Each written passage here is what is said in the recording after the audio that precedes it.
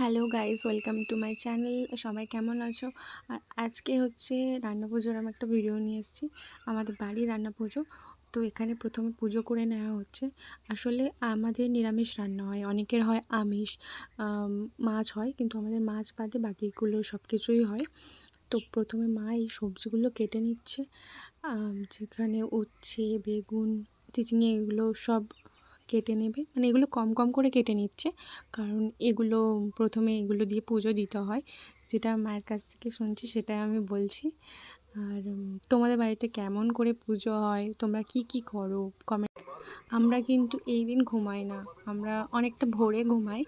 আর সারাদিন এটারই প্রস্তুতি চলে। তারপর রাত্রে আমরা সব আমরা ফ্যামিলি মিলে, মানে আমার বোন, আমার ভাই, সবাই মিলে আমরা ক্যারাম বোর্ড খেলি, লুডো খেলি, অনেক অনেক মজা করি। এই দিনটার জন্য আমরা অনেক আগে থেকে অপেক্ষা করি যে কবে রান্না পুজো আসবে, আর আমরা সবাই মিলে অনেক অনেক মজা করব।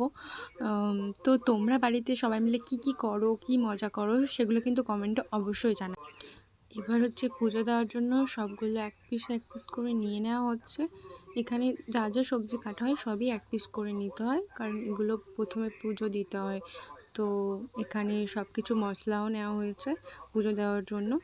তো এই দেখো আমাদের এরকম সেট আপ করা, মানে এখানে আমাদের করা হয় একটু ছোট জায়গার মধ্যে, যেমন আমরা পেরেছি। এখানে পুজো দেওয়া হচ্ছে, এই যে উনুনটার মধ্যে এটা দিয়ে দেওয়া হয়, তারপর ভোগের ভাত শুরু হয়। তো এখানে দিদা এটা করছে, আর মা এদিকে শাক বাজাচ্ছিল, পুজো দিয়ে তবে দিতে হয়। আর এখানে দেখো, মানে তারপরে এই ভাজাভুজিগুলো হয়ে গেছিলো, কুমড়ো, ছাই, তারপর ডালটা এখানে হচ্ছিল, আর কিছু বাকিও ছিল। তারপর আমি ঘুমিয়ে পড়েছিলাম একটু, কখন আমি জানি না। তো সকালে তারপর আমি উঠেছিলাম, তবে আর ভিডিও করিনি। সকালে আমি করেছিলাম ওগুলো পুজো, মা সকালে পুজো দিয়ে দিয়েছিল।